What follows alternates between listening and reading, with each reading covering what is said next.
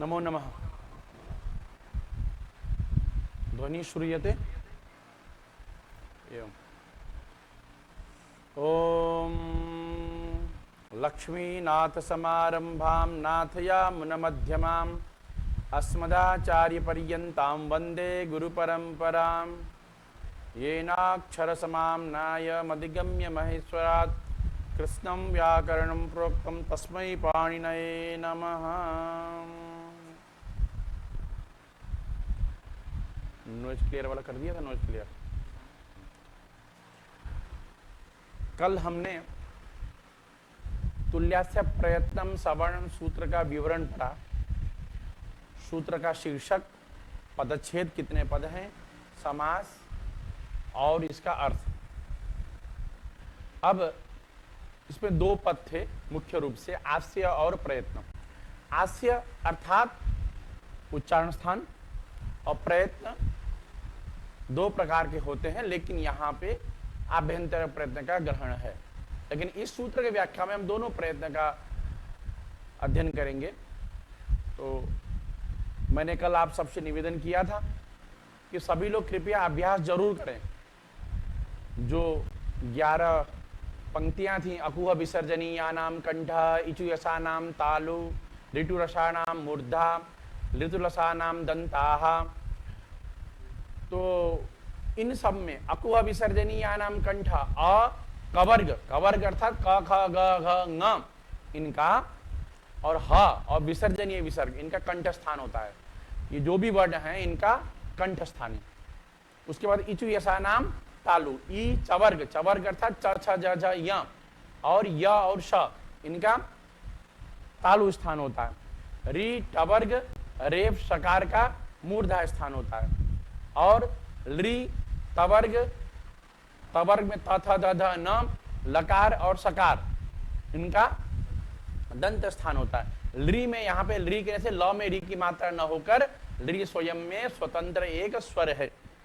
उपपद्मानीय नाम ओष्ठौ, उ पवर्ग और उपपद्मानीय विसर्ग का ओष्ठ स्थान होता है। पवर्ग में प फ ब भ म, तीन प्रकार के विसर्ग की चर्चा हुई थी। जो विसर्जनीय विसर्ग है उसका कंठ स्थान, और दूसरा विसर्ग यहाँ या उपपद्मानीय विसर्ग, इसका ओष्ठ स्थान, और आगे जिह्वा मूलीय विसर्ग का जिह्वा मूल स्थान, और नासिका का अनुस्वार स्थान, क्षमा करें, अनुस्वार का नासिका स्थान। ए दई तो हो कंठ तालु, ए और आई दो वर्ण, ए आई का कंठ तालु और आई और औ का कंठोष्ठ। इस क्षमा करें, ए और आई का कंठ तालु और ओ और औ का कंठोष्ठ। इस प्रकार से हमने कल यह अध्ययन किया। इसका आप लोग आपस में अच्छी तरीके से अभ्यास करें कि किसी ने पूछा झ, झ का क्या स्थान है, तुरंत उच्चारण हो जाए तालु। भ, भ का क्या स्थान है, तुरंत उच्चारण आना चाहिए, उत्तर आना चाहिए कंठ। ह, ह का क्या, हकार का क्या स्थान है, उच्चारण स्थान, तुरंत उत्तर प्राप्त होना चाहिए कंठ। व का क्या, व का दंतोष्ठ। और इसमें भी यमंगनानाम नासिका च, य म ङ ण न, इनके प्रत्येक कवर्ग, चवर्ग, टवर्ग, तवर्ग, पवर्ग में तो आता ही है। तो कवर्ग, पवर्ग, चवर्ग, टवर्ग, तवर्ग, पवर्ग में जो उच्चारण स्थान है वो स्थान होते हुए भी इन पांचों वर्णों का, यकार मकार नकार नकार, इन पांचों वर्णों का नासिका स्थान भी होता है। यह सब विषय हमने उच्चारण स्थान में कल अध्ययन किया। आज हम प्रयत्न का अध्ययन करते हैं। प्रयत्न का अध्ययन करते समय अब आपके सामने यहाँ पे पंक्ति रहेगी, यत्नो द्विधाम, है ना, यत्नो द्विधाम। देखिए,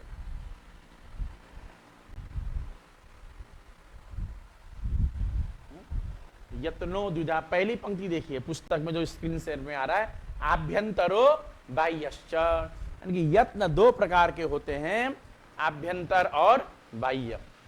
देखिए यत्न, ये यत्न का तात्पर्य थोड़ा सा और बड़ा करते हैं, जूम कर अच्छे से स्पष्ट हो जाएगा। जो यत्नो द्विधा, यह यत्न अर्थात प्रयत्न ही समझिए। प्रयत्न दो प्रकार के होते हैं, आभ्यंतर प्रयत्न और बाह्य प्रयत्न। यहाँ यत्न को आप प्रयत्न ही आप मानिए, ठीक है। तो यत्नो द्विधा लिखा जरूर यत्न है प्रयत्न ही। प्रयत्न दो प्रकार के होते हैं, आभ्यंतर और आभ्यंतरः और बाह्य च। आभ्यंतरों में जो ऊ की मात्रा है वह संधि होने के कारण आभ्यंतरो बन गया है। क्या है? आभ्यंतरः, ऐसा है, ठीक है। सामान्य संधि भी अभी अभी जान सकते हैं ना। तो यहां भी बाह्य, क्योंकि आगे संधि अध्ययन करना है, तो बाह्य च, ठीक है। तो यह यत्नो द्विधा आभ्यंतरो बाह्यश्च, है ना। प्रयत्नः कतिविधा भवति, प्रयत्नः कतिविधा भवति, प्रयत्नः द्विविधो भवति, द्विधा भवति, है ना। आभ्यंतरः बाह्यश्च, ये सामान्य। उसके बाद लिखा है आद्यः पंचधा। आद्य में जो आद्य शब्द का अर्थ है प्रथम। आद्य शब्द का अर्थ क्या होता है? जो आदि में विद्यमान, जो आदि में स्थित या प्रथम। यानी कि आभ्यंतर और बाह्य में आदि में क्या है? आभ्यंतर। इन दोनों में आदि कौन है? आभ्यंतर। तो जो आभ्यंतर मतलब जो आदि वाला जो है उसके विषय में कह रहे हैं, यानी कि आभ्यंतर विषय की चर्चा कर रहे हैं कि आभ्यंतर प्रयत्न 5 प्रकार, पंचधा। ये धा है ना, धा से प्रकार अर्थ आता है ना। द्विधा, देखिए द्विधा 2 प्रकार का, ये तद्धितीय प्रत्यय बाद में आगे पढ़ेंगे, तद्धित में आएगा, है ना। द्विधा, त्रिधा, चतुर्धा, पंचधा, है ना। तो इस प्रकार 5 प्रकार का होता है आभ्यंतर प्रयत्न। आद्य पंचधा का क्या तात्पर्य है? आभ्यंतर प्रयत्न 5 प्रकार का होता है। यहां ऐसा अर्थ मत लगाइएगा कि आद्य मतलब आभ्यंतर, आद्य मतलब आदि, प्रथम वाला। यानी कि किसमें प्रथम? प्रयत्न में जो 2 आपने बताए, आभ्यंतर और प्रयत्न, आभ्यंतर और बाह्य, उसमें प्रथम, उसमें आदि वाला। कौन कौन से? स्पृष्टे, सस्पृष्टे, सद्विवृत, विवृत, संवृत भेदात। इसको देखिए, यहां अगर दिखाई दे रहा है स्क्रीन, तो इसको मैं यहां लिख देता हूं स्पृष्ट, या इसको मैं 1 मिनट व्हाइट बोर्ड में, एक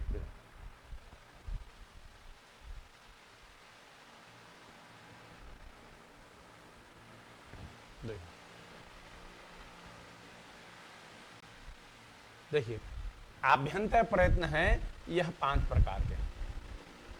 आभ्यंतर प्रयत्न 5 प्रकार के। पहला स्पृष्ट प्रयत्न, पहला क्या?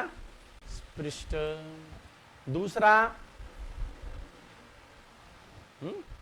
दूसरा ईसस्पृष्ट। और तीसरा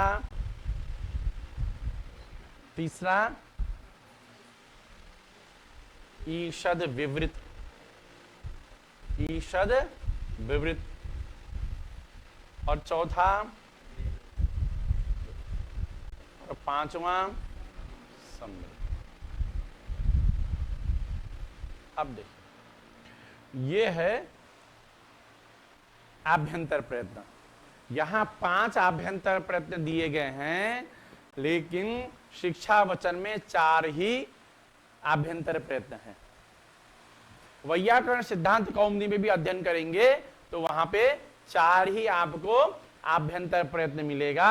उसमें मिलेगा स्पृष्ट मिलेगा, ईसस्पृष्ट मिलेगा, विवृत मिलेगा और संवृत मिलेगा। 4 ही आभ्यंतर प्रयत्न आपको अध्ययन करेंगे।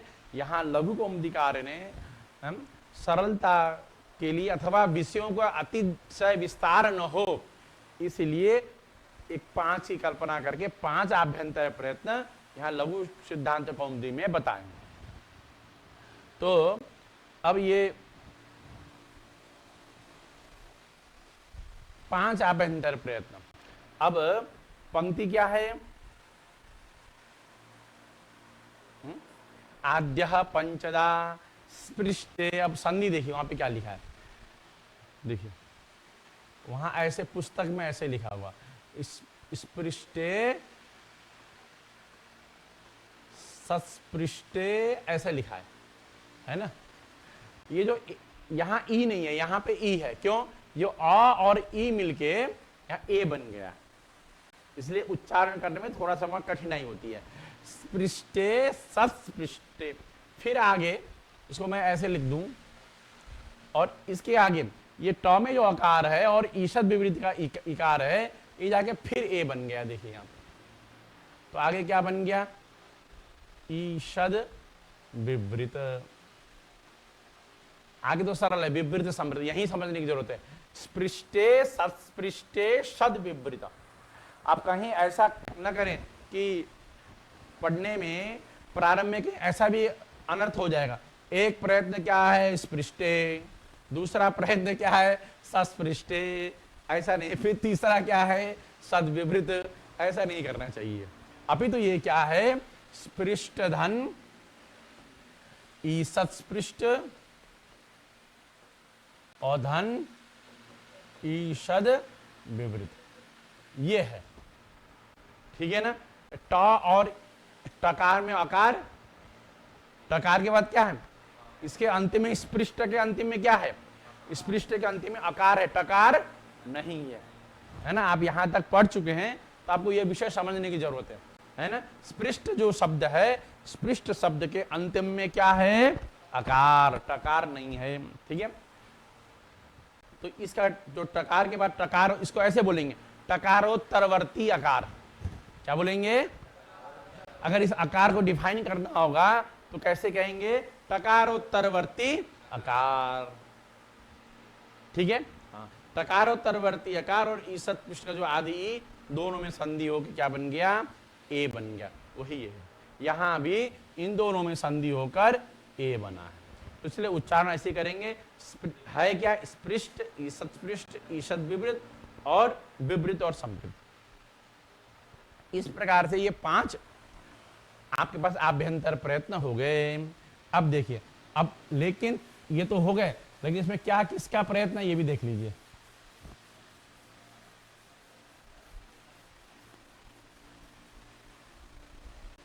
देखिए जो अब आगे लिखा है, तत्र स्पृष्टम प्रयत्नम स्पर्शानाम। क्या पंक्ति आपके पास? तत्र स्पृष्टम प्रयत्नम स्पर्शानाम। तत्र, यहां तत्र शब्द का अर्थ है पंचसु आभ्यंतर प्रयत्नेषु। तत्र शब्द का क्या अर्थ है? पंचसु आभ्यंतर प्रयत्नेषु, यानी कि जो आपने 5, तत्र शब्द का अर्थ क्या है? जो आपने 5 आभ्यंतर प्रयत्न बताए, उन 5 आभ्यंतर प्रयत्नों में जो स्पृष्ट प्रयत्न है वह तात्पर्य है ना। उन 5 आभ्यंतर प्रयत्न में स्पृष्ट प्रयत्न, तत्र उन प्रयत्नों में स्पृष्टम प्रयत्नम स्पर्शानाम, यानी कि स्पर्श संज्ञक वर्णों का स्पृष्ट प्रयत्न होता है। स्पर्श संज्ञक वर्णों का क्या होता है? स्पृष्ट प्रयत्न। और स्पर्श संज्ञक वर्ण मैंने क्या बताए थे कल? क से लेकर म पर्यंत जितने भी वर्ण हैं, अक्षर हैं, वो सब क्या हैं? स्पर्श संज्ञक वाले हैं। यानी क से लेकर म तक, क से लेकर म तक जितने भी वर्ण हैं वह सभी स्पर्श संज्ञक वर्ण हैं। स्पष्ट हो गया। तो स्पृष्ट प्रयत्न है, स्पृष्ट प्रयत्न, स्पृष्ट आभ्यंतर प्रयत्न किसका होगा? स्पर्श संज्ञक वर्णों का। किसका होगा? स्पर्श संज्ञक वर्णों का होगा, है ना। स्पर्श संज्ञक वर्णों का, क्षमा, स्पर्श संज्ञक वर्णों का क्या होगा? स्पृष्ट प्रयत्न। और वो कौन है? क से लेकर म तक है। और ईसत पृष्ठ प्रयत्न, फिर आगे वहां पंक्ति है, देखिए जरा पंक्ति में क्या लिखा है। पंक्ति में क्या लिखा है? तत्र स्पृष्टम प्रयत्नम स्पर्शानाम। फिर लिखा है ईसत स्पृष्टम अंतस्थानाम, है ना। यानी कि अंत संज्ञक वर्णों का ईसत पृष्ठ प्रयत्न होता है। और अंत संज्ञक वर्ण कौन होते हैं? यण। कौन होते हैं? यण। यण का अर्थ य व र ल, अर्थात यण प्रत्याहार में आने वाले जो चार वर्ण हैं उनका उनकी अंतःसंज्ञक संज्ञा होती है उन वर्णों की, और अंतःसंज्ञक वर्णों की जो आभ्यंतर प्रयत्न है वह है ईसत् स्पृष्ट। इसलिए मैंने कल जब तुल्यास्य प्रयत्न सवर्णम की व्याख्या की तो मैंने सबसे पहले कल आपको स्पर्श संज्ञक वर्ण कौन होते हैं, अंतःसंज्ञक वर्ण कौन होते हैं, ऊष्म संज्ञक वर्ण कौन होते हैं, इसके विषय में पढ़ाया कल। पहले ये बताया, लघु सिद्धांत कौमुदी जो प्रक्रिया में ये सब बाद में बताया गया है, लेकिन मैंने आपको पहले बताया। ठीक है, तो ये ध्यान रखें, ईसत् स्पृष्ट जो आभ्यंतर प्रयत्न है वो अंतःसंज्ञक वर्णों का होता है, और अंतःसंज्ञक वर्ण क्या है? यण। यण क्या है? य व र, यानी कि य का वकार, यकार वकार रेफ और लकार का आभ्यंतर प्रयत्न ईसत् स्पृष्ट होता है। अब आगे ईसत् विपरीत देखिए, ईसत् विपरीत क्या है? ऊष्म संज्ञक वर्ण। फिर वहां पे लिखा है ईसद् विवृतम ऊष्मणाम लिखा है। क्या लिखा है? ईसद् विवृतम ऊष्मणाम। इसे ईसद् विवृतम ऊष्मणाम का क्या अर्थ हुआ? ऊष्म संज्ञक वर्णों का ईसद् विपरीत प्रयत्न होता है। मेरा आपसे निवेदन है, पुस्तक लेके जो मूल की पंक्ति है उसमें हाथ जरूर है, ध्यान जरूर है ना। यह बहुत मुख्य भाग है कि मूल में हम किस पंक्ति की व्याख्या कर रहे हैं उस पर जरूर ध्यान होना चाहिए। तो उसमें पंक्ति क्या लिखी है? ईसद् विवृतम ऊष्मणाम। ठीक है, तो ऊष्म संज्ञक जो वर्ण होते हैं कौन से? ऊष्म संज्ञक। ऊष्म संज्ञक वर्ण कौन होते हैं? जो शल प्रत्याहार में आते हैं। किसमें आते हैं? शल प्रत्याहार। और शल प्रत्याहार में चार वर्ण आते हैं, तीन प्रकार के, श तालव्य शकार, मूर्धन्य शकार और दंत शकार और हा। देखिए, हम तीन प्रकार के शकार की बात करते हैं, श श स, है ना। क्यों? क्योंकि ये वाले शकार का जो पहला शकार है, देखिए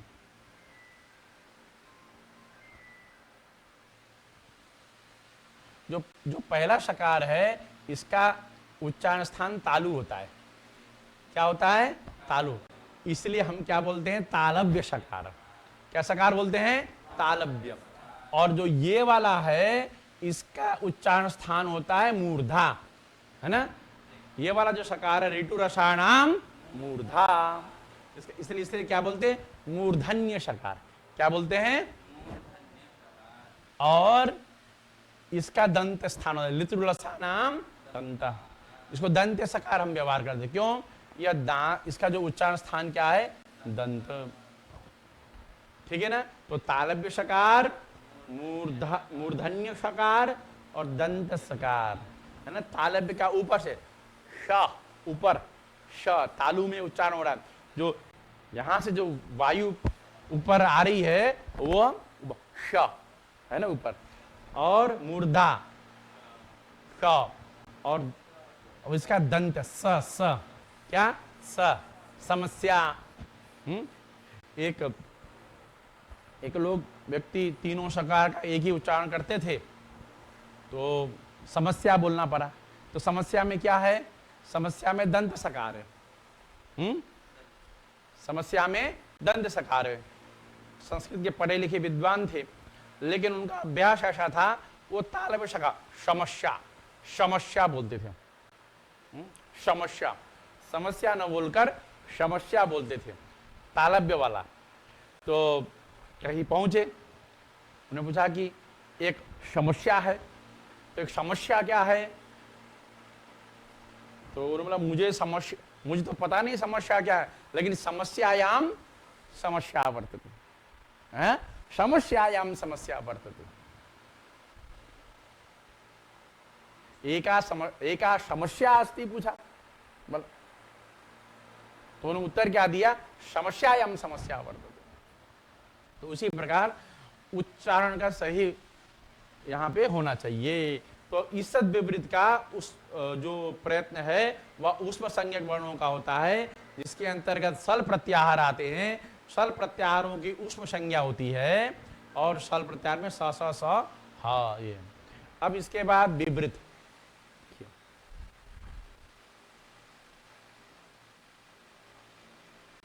विवृत। हम विवृतम स्वराणाम, क्या पंक्ति है? विवृतम स्वराणाम, यानी कि स्वर जितने हैं उन स्वरों का विवृत प्रयत्न होता है। ठीक है ना? स्वरों का आभ्यंतर प्रयत्न क्या होता है? विवृत। स्वरों का आभ्यंतर प्रयत्न क्या होता है? विवृत। और स्वर कौन होते हैं? अचह स्वराह। जो अच हैं, ये बार बार विषय आया है, अच ही स्वर हैं। अच सब जानते हैं, अ ई उ ऋ ऋ ए ओ ऐ औ सारे। ठीक है ना? अब जो है ना, अब यहां समझना है समृत, यह विशेष है। स्वरों का विवृत होता है, लेकिन इन स्वरों में जो रस्व आकार है उसमें लिखा है रस्वस्य वर्णस्य प्रयोगे समृतम। रस्वस्य अवर्णस्य, रस्वस्य यानी कि रस्व आकार के वर्ण का यदि प्रयोग दशायाम, यानी कि रस्व आकार का क्या होता है? समृत प्रयत्न होता है। सभी अचों का विवृत प्रयत्न होता है, लेकिन रस्व आकार का क्या होता है? समृत प्रयत्न होता है। कब? प्रयोग दशायाम है। एक होती है प्रक्रिया दशा, एक होता है प्रयोग दशा। क्या होता है? एक प्रयोग दशा और एक प्रक्रिया दशा। प्रयोग और प्रक्रिया को समझना पड़ेगा। मैं थोड़ा सा यहां समझाता हूं प्रयोग और प्रक्रिया को। जैसे हम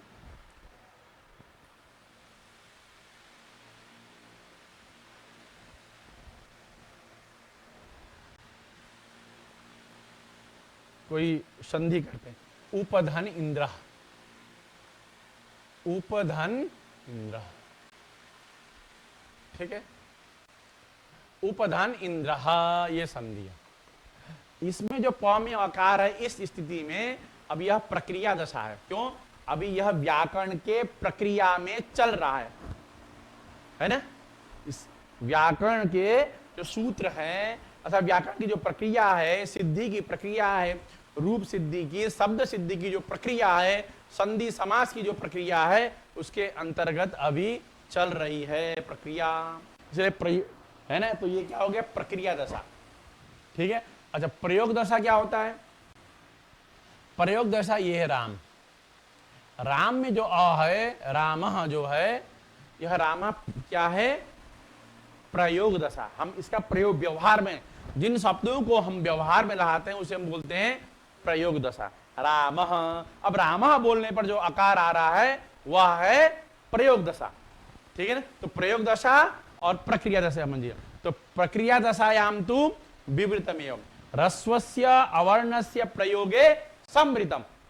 रस्व आकार का प्रयोग दशा में समृत, लेकिन यदि वही रस्व आकार प्रयोग दशा में, प्रक्रिया दशा में, प्रयोग प्रक्रिया दशा में आएगा तो उसका विवृत प्रयत्न हो जाएगा।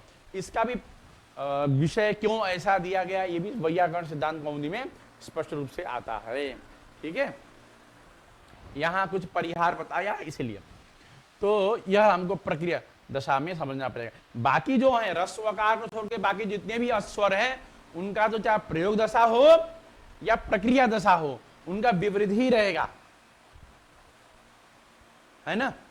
तो यह हमको समझना है। ये 5 प्रकार के आभ्यंतर प्रयत्न हम समझे। अब यानी कि अब फिर से पुनः इसको अवलोकन कर लेते हैं।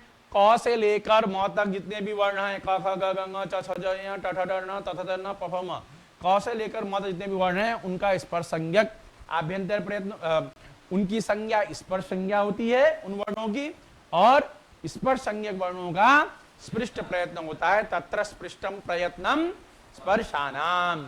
फिर य व र ल, ये 4 वर्ण यण प्रत्याहार में आते हैं और यण प्रत्याहार का अंतः संज्ञा होती है यण प्रत्याहार के वर्णों की, और अंतः संज्ञक वर्णों का ईषद ईषद स्पृष्ट प्रयत्न होता है। ठीक है ना? अब श श श ह, ये 4 प्रकार के हैं, ये सल प्रत्याहार के अंतर्गत आते हैं। ये सल प्रत्याहार के वर्णों का ऊष्म संज्ञक कहते हैं। इन वर्णों क्या कहते हैं? ऊष्म संज्ञक वर्ण कहते हैं। ऊष्म संज्ञक वर्णों का जो आभ्यंतर प्रयत्न है वह ईषद विवृत। अब उसके बाद जो अच हैं जितने भी अ से लेकर, है ना, औ तक, ये सभी अच 18, इन सबके भेद भी जितने भी हैं, सब जितने भी हैं 18 प्रकार के अच, इन सब कोई 18, कोई 12, कोई 30, इन सब अचों को हम स्वर बोलते हैं अचह, पुस्तक में नीचे लिखा हुआ है ना, तो उसका विपरीत प्रयत्न होता है। और उन स्वरों में, उन अचों में यदि रस्व का प्रयोग दशा में रस समृद्ध प्रयत्न होता है, लेकिन प्रक्रिया दशा हो जाएगा तो विपरीत प्रयत्न हो जाएगा। बाकी रस्व का छोड़ के बाकी जितने भी अच हैं सबका प्रयोग दशा हो, प्रक्रिया दशा हो, मात्र विपरीत प्रयत्न रहेगा। ठीक है ना? तो यह सब विषय यहां पे है। अब इसके बाद हम पुनः वहीं पे चलते हैं जहां पर हम अध्ययन कर रहे थे। तो हमने ये सब पढ़ लिया, देखिए, है ना, हमने ये सब अच्छे तरह से हमने अध्ययन कर लिया, है ना। ये तत्र स्पृष्टम प्रयत्नम स्पर्शानाम, है ना, ईसत् पृष्ठम अंतस्थानाम, ईसत् विवृतम ऊष्मणाम, विवृतम स्वराणाम, स्वरों का विपरीत प्रयत्न होता है। रस्वस्य वर्णस्य प्रयोगे समृद्धम, रस्व आकार का अवर्ण का प्रयोग दशा में समृद्ध प्रयत्न होता है, प्रक्रिया, लेकिन उसका प्रक्रिया दशा में तो विपरीत होता है। अब इसके बाद हम पढ़ते हैं बाह्य प्रयत्न। आभ्यंतर प्रयत्न हमने पढ़ लिया, अब बाह्य प्रयत्न लिखा है, बाह्य प्रयत्नस्तु एकादशदा, है ना, बाह्य प्रयत्नस्तु एका, बाह्य प्रयत्न कितने होते हैं? 11। ठीक है, विवारः, संवारः 1, 2, 3, 4, 5, 6, 7, 8, 9, 10 और 11। यानी विवारः, संवारः, श्वासः, नादः, संधि हो गए, सब संधि, बिना संधि पढ़ेंगे। विवारः, संवारः, श्वासः, नादः, घोषः, अघोषः, अल्पप्राण, महाप्राणः, उदात्तः, अनुदात्तः, स्वरितः, ये 11 बाह्य प्रयत्न हैं। ये थोड़ा सा उच्चारण स्थान सरल है, उच्चारण स्थान से थोड़ा सा क्लिष्ट आभ्यंतर प्रयत्न, और आभ्यंतर प्रयत्न से थोड़ा सा क्लिष्ट ये बाह्य प्रयत्न है। बाह्य प्रयत्न को और आप और अच्छे से ध्यान दीजिए। ये 11 प्रकार के बाह्य प्रयत्न हैं, लेकिन इन 11 प्रकार के बाह्य प्रयत्नों में जो उदात्त और अनुदात्त स्वरित हैं, ये अचों के होते हैं बाह्य प्रयत्न। इनके अच वर्णों के बाह्य प्रयत्न क्या होते हैं? उदात्त, अनुदात्त और स्वरित। तो ये तो खत्म ही हो गया, अब इन पे चर्चा नहीं होगी। ठीक है, 11 में से 3 माइनस कितने बचे? 8। क्यों 3 माइनस? उनका हमने निर्णय कर दिया, जितने भी अच हैं उनका उदात्त, अनुदात्त, स्वरित बाह्य प्रयत्न है। अब हम निर्णय करेंगे बाकी का। अब इसमें आपको टीम बनाना पड़ेगा। दो पंक्ति आपको यहां पर, अभी है तो यहां क्रम, या विवार श्वास, विवार संवार श्वास, नाद घोष अघोष, अल्पप्राण महाप्राण, लेकिन अब ये वर्गीकरण को तोड़ना पड़ेगा, ये क्रम को व्यत्यय करना पड़ेगा। कैसे? 2 पंक्ति है, खरो विवारा श्वासा घोषाश्च और हसा संवारा नादा घोषाश्च। इसने क्या कहा? जो खर प्रत्याहार में जो वर्ण आते हैं उनका विवार श्वास, विवारः श्वासः अघोषः बोला। ठीक, समझ में आया नहीं समझ में आया? अब उसके बाद फिर जो हस प्रत्याहार में वर्ण आते हैं इनका इसने क्या किया? संवारः, नादः, घोषः। जो क्रम था वो आगे पीछे कर दिया, है ना। यानी कि जो खर प्रत्याहार में खरो विवारा श्वासा अघोषाश्च, इस पंक्ति का अर्थ है खर प्रत्याहार में आने वाले जो वर्ण हैं उनका विवार श्वास अघोष प्रयत्न है। ठीक है, और हस प्रत्याहार में आने वाले जो वर्ण हैं उनका संवार नाद घोष। इतना अर्थ जानिए। खरो विवारा श्वासा घोषाश्च, हसा संवारा नादा घोषाश्च। खरो विवारा श्वासा घोषाश्च का अर्थ क्या है? खर प्रत्याहार में आने वाले वर्णों का विवार श्वास अघोष, और ये बाह्य प्रयत्न होता है। और हस प्रत्याहार में आने वाले वर्णों का संवार नाद घोष।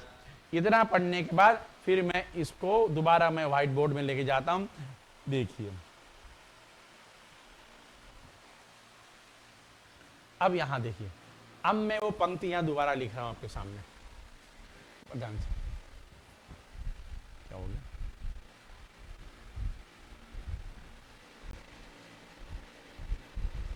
खरो, क्या है पंक्ति बताइए? खरो विवाराः श्वासाः अघोषाश्च। और दूसरी पंक्ति क्या है? हसः संवाराः नादाः घोषाश्च। ये पंक्ति है ना? खरो विवारा श्वासा घोषाश्च हसा संवारा नादा घोषा। यानी खर प्रत्याहार में आने वाले जो वर्ण हैं उनका विवार कौमा श्वास कौमा अघोष प्रयत्न होता है, ठीक है। और हस प्रत्याहार में आने वाले वर्णों का संवार नाद घोष प्रयत्न। ये तीनों का ग्रुप है जो हमने 11 में से 3 माइनस कर दिए, उदात्त अनुदात्त स्वरित। अब बच गए 8। 8 में से 3 एक ग्रुप में चले गए और 3 एक ग्रुप में चले गए। 3 3 6।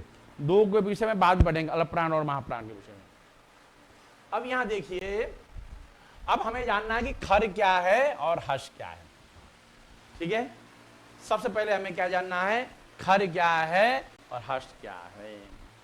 खर कितने हैं देखिए, पहले हम हर्ष से जाते हैं, है ना। अब सूत्र देखिए, हय वरट लण यम गणनम झभय ढ धस जब गड दस। ये सूत्र आया। पहले हम ये चलते हैं, 1 नंबर इसको लगाइए और 2 नंबर इसको लगाइए। पहले हम हसा संवारा नादा घोषास पे जाते हैं। किस पे जाते हैं? हसा संवारा नादा घोषाश्च, है ना। यानी हस प्रत्याहार में आने वाले वर्णों का संवार नाद होता है। तो हस प्रत्याहार में कितने वर्ण आते हैं? देखिए, ह य व र ल य म ङ ण न झ भ घ ढ ध ज ब ग ड द। इतने ही वर्ण। ये हस प्रत्याहार। हस प्रत्याहार क्या प्रयत्न? विवार श्वास अघोष। तो इसमें कौन कौन से आते हैं? सबसे पहले वर्गों के पंचम अक्षर देखिए, क्या है? वर्गों के पंचम अक्षर। ये कौन है? हस में। वर्गों के जो 5 वर्ग हैं उसमें जो पंचम अक्षर हैं, कवर का ङ, ठीक है, और चवर का य, टवर का ण, तवर का न और पवर का म। तो वर्गों के जो 5वें अक्षर हैं वह किस में आते हैं? हर्ष में। उसके बाद जबगरदस, फोन कर दीजिए नीचे शुक्ला जी को। तो जबगरदस नहीं, जब उसके बाद ये दोनों सूत्र लीजिए, झभय और घरदस। झभय घरदस में 5 अक्षर हैं, झ भ घ ढ ध। ये वर्गों के क्या हैं? ये चतुर्थ अक्षर है। यमगणनम वर्गों के 5वें अक्षर और झभय और घरदस वर्गों के चौथे अक्षर। उसके बाद ये जबगरदस वर्गों के तीसरे अक्षर। सबको समझ में आया? यानी कि हस में कितने? वर्गों के 5वें अक्षर, वर्गों के चौथे अक्षर, वर्गों के तीसरे अक्षर और हयवर्ण। हयवर्ण को कैसे लिखेंगे? पहले लिख दीजिए यण। क्या लिख दीजिए? यण। यवरल। हयवर्ण लर्ण को क्या करेंगे? यण। और फिर लिख देंगे हा, है ना। ये आगे हस प्रत्याहार में। इनका क्या प्रयत्न होगा? इनका बाह्य प्रयत्न रहेगा क्या? क्यों आया भाई? इनका बाह्य प्रयत्न रहेगा संवार नाद घोष। ये किनका? हस प्रत्याहार में आने वाले। और हस प्रत्याहार में आने वाले वर्ण कौन है? वर्गों के पंचम, चतुर्थ और तृतीय अक्षर, यानी यमगणनम, झभय घरदस और जबगरदस। ये यमगणनम वर्गों का 5वां अक्षर है, जबरदस्त वर्गों का चतुर्थ अक्षर है और जबरदस्त वर्गों का तृतीय अक्षर है, और यहां से लेकर यहां तक क्या है, यण, और ये क्या है, हा। जो मैंने लाल अक्षर से देखिए सूत्रों में वो लिखा है वो देखिए, है ना। वर्गों का पंचम अक्षर यमगणनम, चतुर्थ अक्षर झभय और गर्दस, और तृतीय अक्षर जबगर्दस, और यण हयवर्ण और लर्ण को जोड़ दीजिए तो य व र से लेकर ल तक, ठीक है। और उसके बाद हकार अलग से, तो इनका संवारनाथ दोष हो गया। तो इसको तो हम क्लोज कर देते हैं, ठीक है। ये सब अब इसको मिटा देते हैं, इतना इसकी जरूरत नहीं है, इसको अभी मिटा देते हैं, दूसरे सूत्र लाने पड़ेंगे, ठीक है। अब देखिए, अब जो आगे पढ़ेंगे फिर देखिए,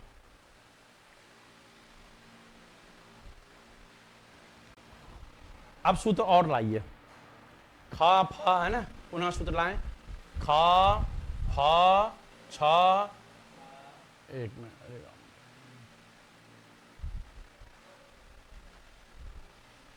ठ थ च ट तौ कपय शश शर, इतना, ठीक है ना। हल आता है, हल का ग्रहण कल, ये सब कल और विषय ये भी सब पढ़ा देंगे, तो हम 2 बार ह का ग्रहण क्यों है, 2 बार न का ग्रहण क्यों, इत्यादि सब विषय कल तक पढ़ेंगे, ठीक है ना। इतने आपके पास सूत्र आया, ठीक है ना। तो खर प्रत्याहार में यहां से लेकर यहां तक आते हैं, ये कितने वर्ण है, खापा छठ से चढ़ता हो, कपय सस्तर, 3 ही सूत्र हैं जो खर प्रत्याहार में आते हैं। लेकिन ये क्या हैं, ये खर प्रत्याहार में जो आने वाले वर्ण हैं ये वर्गों के द्वितीय हैं। द्वितीय अक्षर कौन, खापा छाठा था, खापा छाठा था क्या है, वर्गों के द्वितीय अक्षर। फिर चौथा था कौपा, ये वर्गों के कौन से अक्षर हैं, प्रथम, ठीक है। और हम सल प्रत्याहार पढ़ रहे, सल प्रत्याहार पढ़ रहे, सल में ह को हटा दीजिए, क्या बचेगा, ये 3 प्रकार के श है ना। इसको ऐसे लिख देंगे, कोई बात नहीं, इसको ऐसे लिख दीजिए,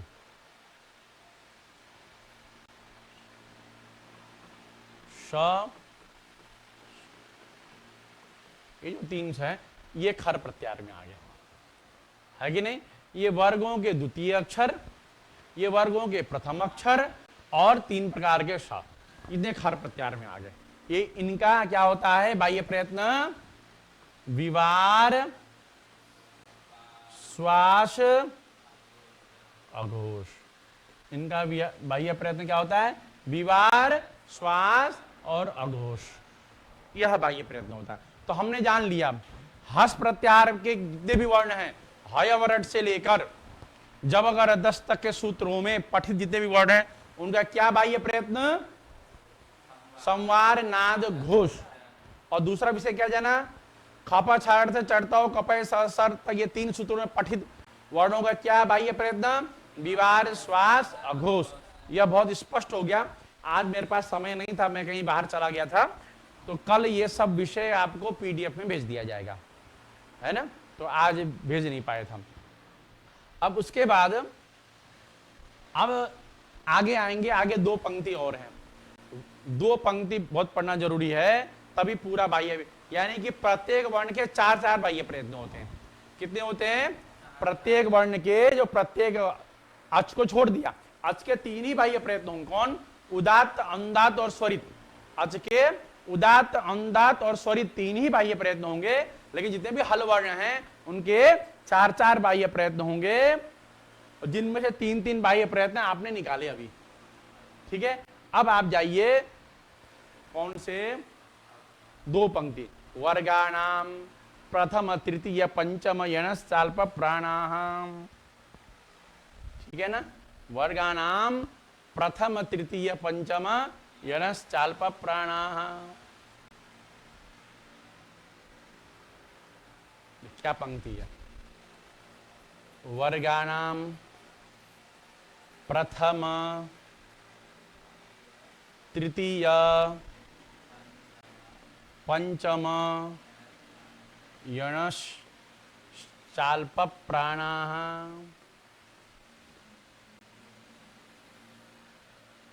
अब यहां से मैं थोड़ा सा अलग कर लिखता हूं।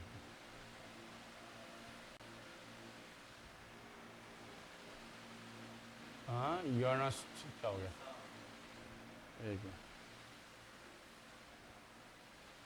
पंचम यण च अल्प प्राण,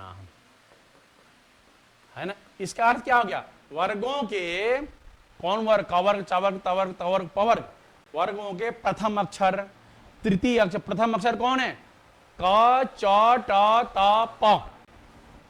तृतीय अक्षर कौन है, ग ज ड द ब। और पंचम अक्षर कौन है, ङ य ण न म। ये 5 अक्षर हैं, इनका क्या होता है, अल्प प्राण होता है। इनका क्या होता है, अल्प प्राण। यानी कि वर्गों के प्रथम तृतीय पंचम और यण का क्या होता है, अल्प प्राण। ठीक है। और दूसरी पंक्ति क्या है, वर्गाणाम द्वितीय चतुर्थौ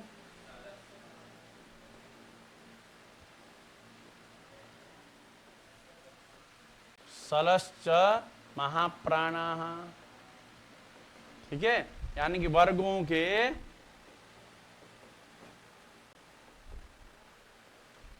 द्वितीय और चतुर्थ, द्वितीय चतुर्थ और शल, शल का क्या होता है, महाप्राण। तो 3-3 पहले हमने ऊपर पढ़े थे। ये देखिए, ये जो हमने वर्गीकरण किया है,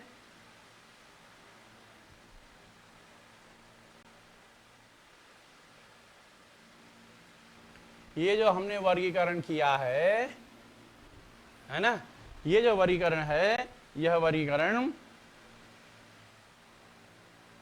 यह जो वर्गीकरण है, ये 3 खर विवार श्वास अघोष के लिए, संवारनाद घोष 3-3 6, और ये जो है, ये क्या है, अल्प प्राण और महाप्राण के लिए, अल्प प्राण के लिए और महाप्राण के लिए। इधर क्या है, संवारनाद घोष और विवार श्वास अघोष।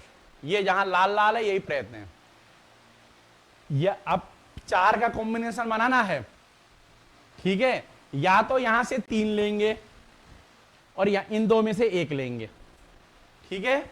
क्या लेंगे, तो 4 का कॉम्बिनेशन बनाना है, इन दोनों में से क्या लेंगे, 3, और इन दोनों में से 1। यानी कि इन से 3 प्रयत्न लेना है और इधर से 1 प्रयत्न लेना है। तब मिला के कितने होंगे, 4। यानी कि प्रत्येक वर्ण के 4 जो बाह्य प्रयत्न होंगे, ये 2 ग्रुप बने हैं। 2 ग्रुप में से या तो ये ग्रुप आएंगे 3 प्रयत्न, या इस ग्रुप के, यानी खर ग्रुप के 3 प्रयत्न आएंगे विवार श्वास अघोष, अथवा हस ग्रुप के संवारनाद घोष आएंगे। और यहां पे या तो वर होगा प्रथम तृतीय पंचम यण प्रत्याहार के लिए अल्प प्राण आएगा, अथवा द्वितीय चतुर्थ और सल प्रत्याहार के लिए महाप्राण। यण यवर अलग और सल श श श ह। अब मैं प्रत्येक का एक एक कुछ उदाहरण दिखाता हूं आपको मैं। ठीक है। हम यही फॉर्मूला, ये 4 फॉर्मूला हैं। इन 4 फॉर्मूला से आपके जितने भी हल वर्ण हैं, उनका बाह्य प्रयत्न निकल जाए। कौन 4 फॉर्मूला है, खरो विवारा श्वासा अघोषाश्च, एक पुस्तक में देखिए। दूसरा हसा संवारा नादा घोषाश्च, दूसरा। तीसरा वर्गानाम प्रथम तृतीय पंचमास, और चौथा वर्गानाम द्वितीय चतुर्थौ सलश्च महाप्राणाः। इन 4 फॉर्मूले से आपको जितने भी हल वर्ण हैं, उन सब का बाह्य प्रयत्न आ जाएगा। एक मैं उदाहरण के तौर पर क का लेता हूं। ठीक है। मैं अब क का लेता हूं, क का मैं बाह्य प्रयत्न हूं। तो क का बाह्य प्रयत्न लेना है, तो सबसे पहले पहला कार्य मुझे क्या देखना है कि क खर में आता है या हस में आता है। किसमें देखना है, क खर में आता है, हस में आता है। तो क क्या आता है, खर में आता है। ख फ छ ठ थ च ट त क आया। तो क कौन से में आया, खर में आया, हस में नहीं आया ना। तो इसलिए खर वालों का क्या रहेगा, विवार श्वास अघोष। तो यानी कि इतना कंफर्म हो गया, विवार श्वास अघोष। ठीक है। अब इसके बाद 3 यहां से ले लिए और 1 यहां से लेना है, इन 2 में से, है ना। 2 सूत्र मिलाकर 3 लिए, अब इससे 2 में से 1 लेना है। तो वर्गानाम प्रथम द्वितीय, अच्छा ठीक है ना। तो अब ये जो क है वर्गों का द्वितीय है क्या? नहीं, द्वितीय में तो ख आता है, चतुर्थ भी नहीं है, घ भी नहीं है। अब जाइए इसमें, पंचम है क्या? नहीं, चतुर्थ भी, तृतीय भी नहीं है, प्रथम है। इसीलिए वर्गानाम प्रथम तृतीय पंचम यणस्ताल्प प्राणाः, प्रथम वर्ण होने के कारण वर्गों का प्रथम अक्षर है। क वर्ग एक वर्ग हो गया, तो प्रथम अक्षर कौन है? क। इसलिए उसका क्या प्रयत्न हो गया? प्राण।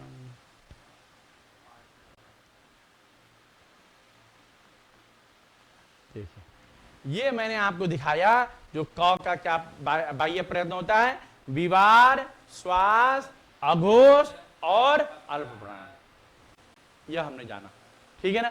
अब हम इसके बाद हम ख का देखते हैं, ख का क्या होता है। अब जगह इसको 1 मिनट रुक जाइए जरा, इसको थोड़ा छोटा,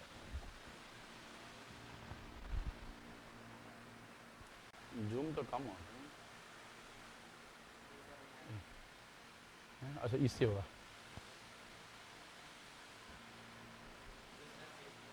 ये है ना, ये हाँ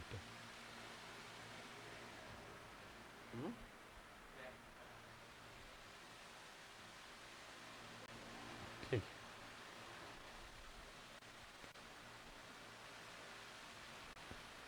देखिए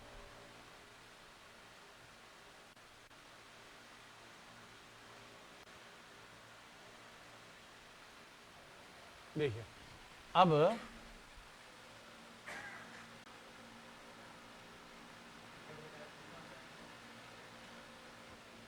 देखिए मैंने क का दिखाया, अब ख का दिखाते हैं। ख का जाते हैं।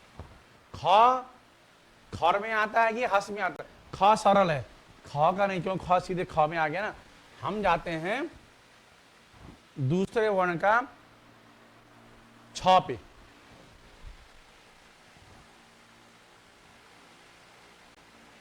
छ का कल भी अभ्यास करेंगे। तो छ है, छ भी अब खर में आता है कि हस में आता है, देखना पड़ा। तो हस में तो आता नहीं है, ह य ब र ल य म ङ न न ज ब ग ड द नहीं आया, लेकिन खर में आ जाए कैसे? ख फ छ, यानी खर में निश्चित हो गया। तो विवार श्वास अघोष, विवार श्वास अघोष। और यहां देखिए वर्गानाम द्वितीय चतुर्थ, दूसरा या चौथा, तो वर्गों का छ कौन सा है? दूसरा, ये छ ऐसा, ठीक है ना, द्वितीय है। तो वर्गानाम द्वितीय चतुर्थ सलश्च महाप्राण, तो इसका हो गया महाप्राण। देखिए क का विवार श्वास अघोष अल्प प्राण, छ का भी विवार श्वास अघोष है लेकिन महाप्राण, ठीक है ना। कभी भी सबको समझ नहीं समझ में आया?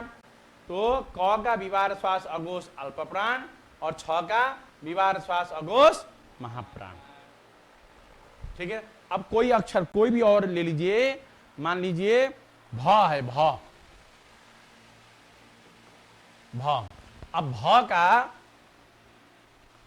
भ का सबसे पहले खर में है कि हस में देखेंगे? तो भ हस में आता है, क्यों? वर्गों का चतुर्थ है ना, पांचवा चौथा तीसरा है ना, हसा संवारा नादा घोषा, तो भ का संवार नाद और घोष, और क्या हो जाएगा?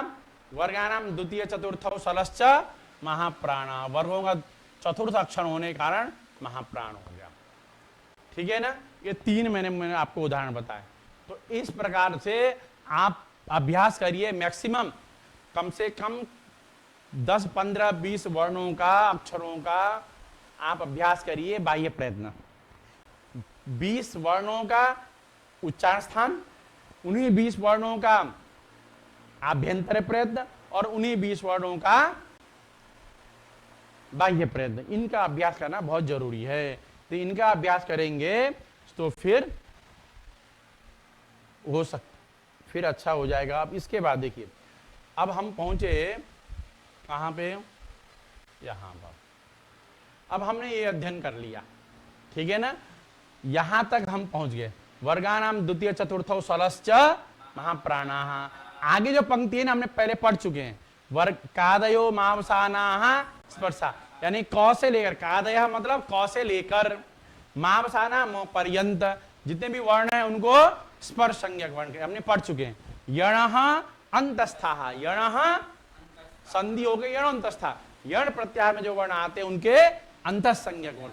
और शलह ऊष्माण, जो सल प्रत्याहार में जो वर्ण आते हैं उनकी ऊष्म संज्ञा होती है, मैंने पढ़ चुके हैं। ये दोबारा रिपीट कर रहा हूं कि मैं कल ही पढ़ा दिया था, आज सुबह ही क्लास के प्रारंभ में, कक्षा के प्रारंभ में बता चुका हूं। अचः स्वरा, जो स्वर हैं वह अच प्रत्याहार के अंतर्गत आते हैं। इसके आगे हम फिर कल पढ़ेंगे। अभी देखिए, अब मेरा आप सबसे निवेदन है,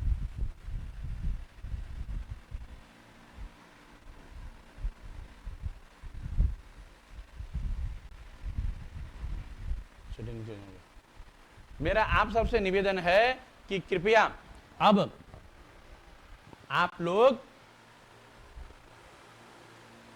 अवश्य अभ्यास करिए और कल फिर आगे का विस्तार दिया जाएगा। मैं ये प्रत्येक कक्षा की रिकॉर्डिंग हो रही है और श्रीनिवास आश्रम के YouTube में उपलब्ध हैं। YouTube में सर्च करिएगा श्रीनिवास आश्रम, SHRINIWSASHRAM।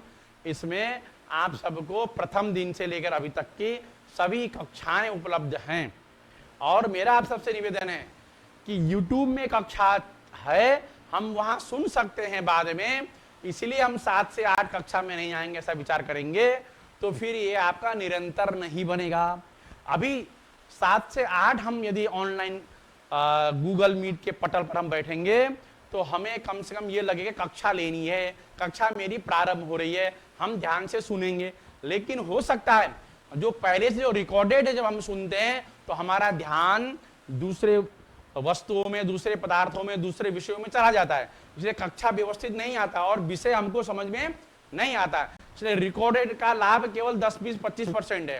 यदि आपको 100% लाभ चाहिए तो उसके लिए नियमित 7 से 8 कक्षा में आइए और आने के बाद फिर आप उनको स्पष्ट रूप से पढ़िए ध्यान देकर, और उसको बाद में भी कक्षा के उपरांत पुनः उसका अवश्य अध्ययन करें।